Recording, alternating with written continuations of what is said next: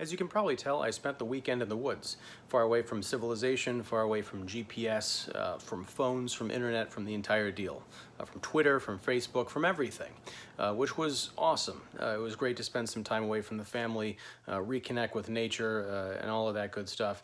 Except, oddly enough, when I needed to go grocery shopping, a 3-turn journey through the woods of Michigan turned into an hour and a half of getting lost. But that is an entirely different discussion, not for a movie-related show. Well, I do want to talk about what I encountered when coming back to the quote-unquote real world, which is that my phone had blown up with news of 2 very exciting incidents. One was the suicide of Jeffrey Epstein. Whether or not you believe that is entirely up to you. The other, perhaps even more tragic, was the death of The Hunt, the Universal Pictures Blumhouse Productions movie starring Emma Roberts and who else was in it?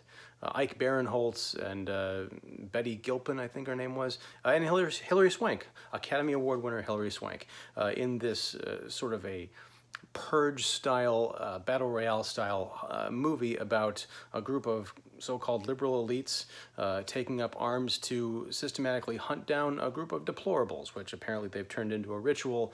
Every year they get a bunch of Republicans, Trump supporters, alt-right type characters, and let them loose and then hunt them down for sport, which sounds like the holiday movie we've all been waiting for. But this film was canceled. It is the latest victim of cancel culture, so-called. And yeah, I'm conflicted about it because on the one hand, I understand the sensitivities surrounding this film.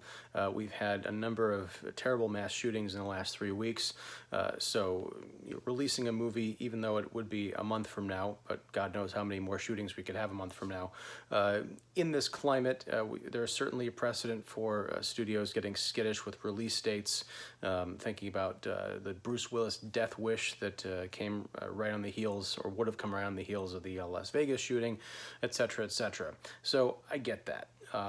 But then you also have the sides of the people who were very interested in seeing this movie not come out. The left was cheering the concept of the film. I saw on social media before the movie had gotten pulled. There were some murmurings, I think, late last week before I left town, that the trailer came out and people were watching it, and I saw a number of my friends commenting, "Great, a movie where they hunt down and kill Trump supporters. Count me in. I'll buy 5 tickets." And then you have the conservatives, or the right wing, however you want to classify them. I'm going to use shorthand here in terms of the political factions to keep this video under 3 hours long.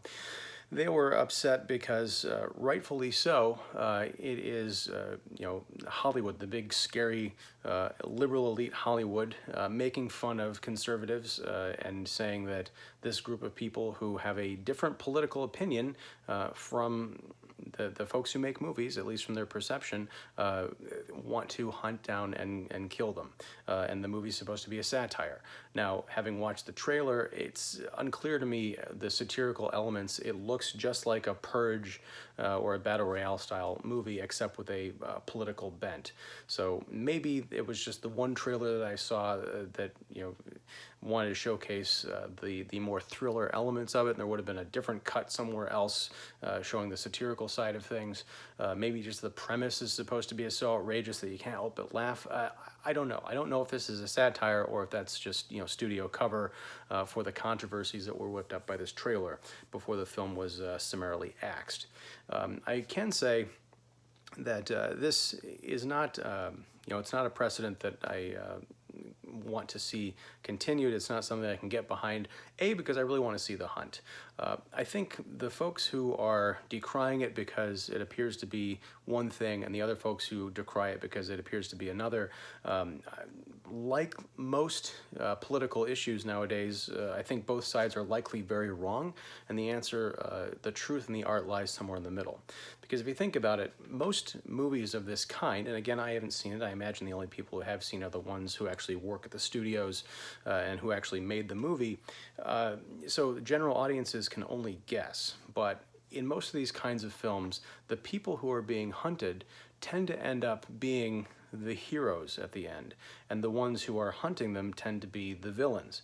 So if the premise turns you on to say, great, we got a bunch of Trump supporters who are on the run and they deserve to be wiped out because they're horribly racist and they write mean things on Twitter and they support the big orange bad man, that is a one-dimensional caricature idea, which if you've talked to any Trump supporters, if you've talked to just people, people are not one-dimensional.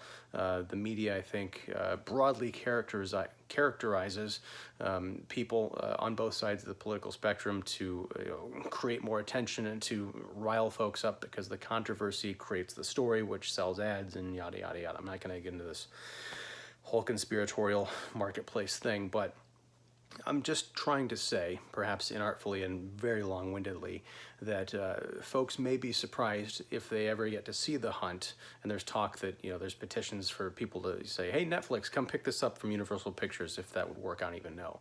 But once folks watch the movie, they may be surprised to find out that the people who are being hunted, even though they have a particular political ideology, either have a political ideology for reasons that defy the conventional wisdom, or that is something that does not define who they are. They could be, good-hearted people who just have political disagreement with those who are trying to track them down and kill them. I find the conversation very confusing because a couple of weeks ago, when all of the talk about Baltimore came out and Donald Trump crawled all over Elijah Cummings' ass about the infestation going on in Baltimore, the left was very quick to come out and criticize Trump and the right by saying, how dare you call the Baltimore infested? These are people. They're not subhumans like rats and roaches like we think you're implying. Yet, a week or two later, there's a movie coming out about Trump supporters being hunted down and exterminated, and everybody's cheering as if that is not some kind of an act of wiping people out or exterminating a lower class of people. So the hypocrisy is delicious. But I'm not here to I guess I am kind of judging, but that's neither here nor there. I do want to say that this also calls to mind a controversy that I heard about today, where comedian and actress Sarah Silverman was fired from a film project that she has not yet disclosed, I don't believe. Of course, who knows, by the time this video goes up, that might have all come out in the wash. But she was fired because a picture from 2007 from the set of the Sarah Silverman show surfaced in which she is depicted in blackface. Now, anybody who knows Sarah Silverman or knows her comedy or who has met and spent any time with Sarah Silverman, as I have, it was a few minutes at a cocktail party years ago, she is not the kind of person to put on blackface as some kind of a pro-blackface, anti-black political message. I don't remember if I've seen this skit, but I would hazard to say that it was very much a commentary on the ridiculousness of blackface. Either that or just envelope-pushing humor, and it's a device used by all the great comedians who, had they come up in today's political climate, cultural climate, would not have had careers. I'm thinking George Carlin, I'm thinking Bill Hicks, I'm thinking Joan Rivers, Sarah Silverman. It's disturbing to me because there is a complete lack of context. Now, in 2007, one might say that humor was a bit different than it is today, a lot more open, a lot less PC, if you want to call it that, to the point, and for proof, just look at the fact that this issue is coming up now, more than a decade later, and not at the time. She didn't get fired from her own program. The cord didn't get yanked. It's only when someone digs up an image, and it's just an image. Someone pulled it up from the internet, from the archive somewhere, and said, look, here's Sarah Silverman in blackface. And the studio apparently got skittish and fired her and replaced her with someone. Now, Sarah Silverman, to her credit, she understands the the climate that she's working in, a climate that to some extent she has helped create as far as being an advocate for canceling the viewpoints of people that she ideologically disagrees with, which is unfortunate, but it gets to the heart of the idea of cancel culture, which is you need to be careful whose ideas you call to have censored, because eventually that ultra critical eye will be centered back on you. It's not like she is a closet racist and this is proof that was dug up from a vault somewhere. The picture is, I can't do math right now, but it's like 13 years old, or maybe it's 12. I'm very tired. The point is, we've seen this with Kevin Hart last year with the Oscars. People made offensive comedy, envelope pushing comedy, 10, 12, 15, 20 years ago, that is now not welcome in the culture. And I understand that because times and tastes change. When I did talk to Sarah Silverman years ago, one of the things that struck me was she talked about how she no longer uses the word retarded in her stand-up, because if I recall correctly, someone had pointed out that how offensive that term was to them personally, and she was made aware that those words do affect people. So she stopped using it. She just developed a new personal policy, which I think is the right way to go with these things. Censorship does not just come from government bodies. It can also come from corporations, and even more scary, or scarier than that, I guess, grammatically speaking, is when it comes from the mob. Now, I don't think Sarah Silverman's a bad person. I don't think she's a racist. I think she has said racist things in the name of comedy, but that's sort of the point of comedy and of art, is not only to entertain with warm fuzzies, but also to help the culture define where the lines are. Now, the lines have been drawn, apparently, and Sarah Silverman just lost a job for a joke, a performance that she did more than a decade ago that in no way reflects her own personal political convictions, but that apparently doesn't matter anymore, and that's terrifying. So I can't get excited when I see Universal Studios yank a movie. Now, whether it's for publicity to get more interest in it and they'll put it back on the slate a month from now when things blow over, I don't know. But I do know that it's always troublesome to me when someone tells me that there's a piece of art that I'm not supposed to see. And not only that, that art that I can't see. I'm an adult.